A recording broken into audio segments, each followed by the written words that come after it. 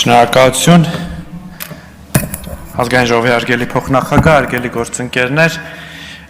շատ կարևոր հարց են քննարկում Հայաստանի Հանրապետությունում օրենքի գերակայության, մարդու իրավունքների ժողովրդավարության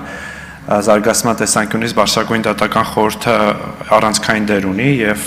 շատ կարևոր է ճիշտ ընտրություն կատարել Բարձրագույն դատական խորհրդում անդամների հարցում եւ Տիկին Հարությունյանն ես հաջողություն եմ մաղթում այս գործում, բայց ձեր թույլտվությամբ այս թեմայից պիտի շեղվեմ եւ մեկ այլ հարցի անդրադառնամ, որը վերջին շաբաթվա ընթացքում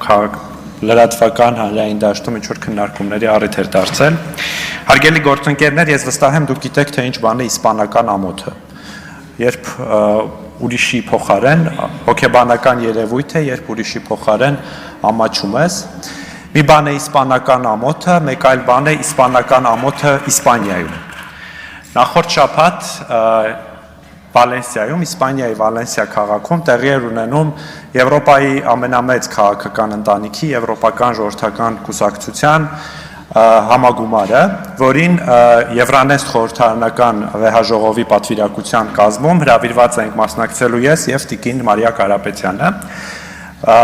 ԵԺԿ-ն Հայաստանում ունի երկու ասոցիացված դիտորդ անդամներ, դա Հայաստանի Հանրապետական կուսակցությունն է եւ Ժառանգություն կուսակցությունը։ Եվ այս կուսակցությունների ներկայացուցիչները եւս մասնակցում էին կոնգրեսին,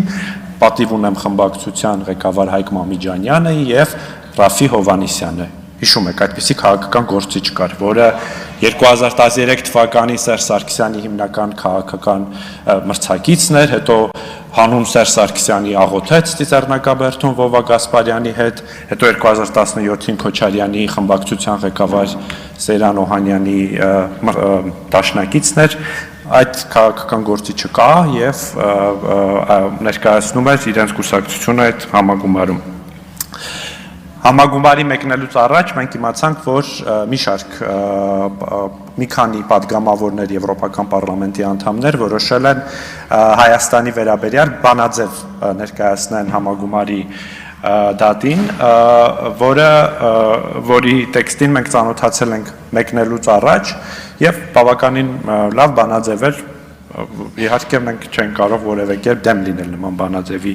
ընդունմանը, մասնավորապես բանաձևը խոսում էր Հայաստանում ժողովրդավարական առաջընթացի, մարդու իրավունքների, օրենքի գերակայության բնագավառում ռեֆորմների մասին, Եվրոպական միության հետ մերձեցման մասին, մեր ընդունված օրենքներ գովաբանվում վերջերս, ՍԵՊԱ-ի կիրարկման առաջընթացի մասին էր խոսում, աջակցում էր Հայաստանի Եվրամիության միջև տնտեսական հարաբերությունների հաստատմանը, վիզաների ազատականացման երկխոսության մեկնարկին, հարևանների հետ հարաբերությունների կարգավորմանը, կոչ էր անում ազատ արձակել գերիներին եւ նաեւ խոսում էր խաղաղության խաչմերուկ կառավարության նախագծի մասին, որը որպես խաղաղության համար լավ երաշխիք։ Ահա այսպիսի բանաձև, որը շատ դրական լույսի ներքո է ներկայացնում Հայաստանի Հանրապետությունը, բայց հասնելով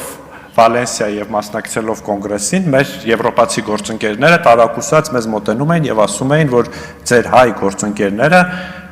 ուզում են, որ բանաձևը դուրս բերվի այս համաժողովի օրակարգին։ Ահա այս պահին առաջ է գալիս այդ իսպանական ամոթը եւ իսկապես մենք տարակուսած էինք, որ նույնիսկ այդպիսի հարթակներում Հայաստանի ընդդիմությունը կարող է նման կերպ հանդես գալ։ Ցավոք այդ քննարկումը, որտեղ քննարկվում էր բանաձևը, նախապես փակ էր եւ ես չեմ կարող ցիտել, թե ինչեր էին խոսում Ռաֆի Հովհաննիսյանը եւ Հայկ Մամիջանյանը, բայց դա խայտառակություն էր եւ նրանք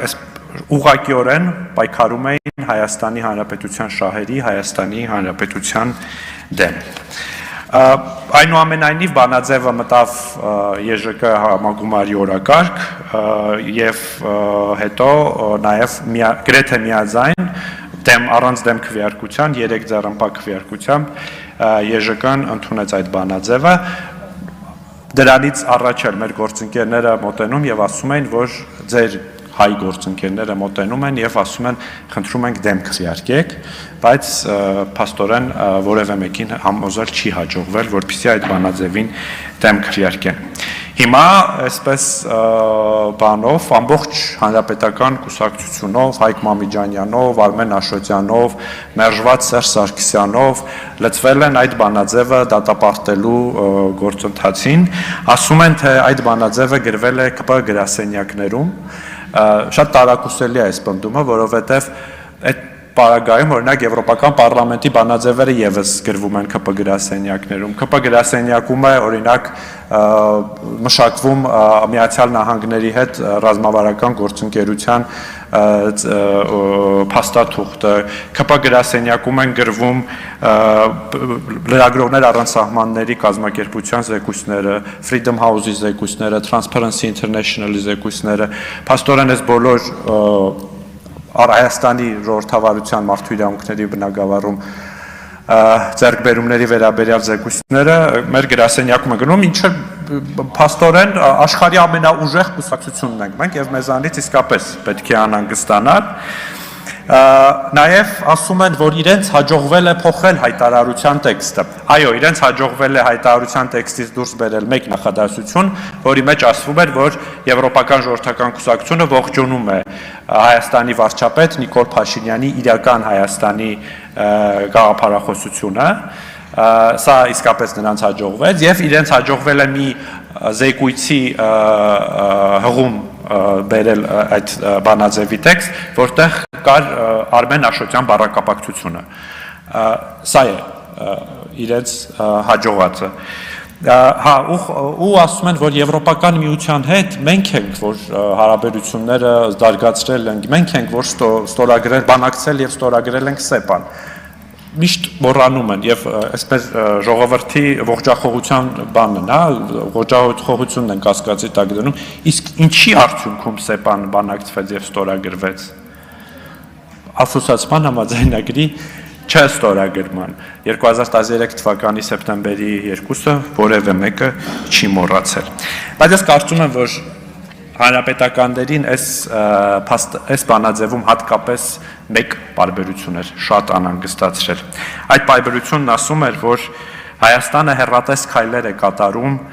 դառնալու ավելի սուվերեն եւ ժողովրդավար երկիր առանց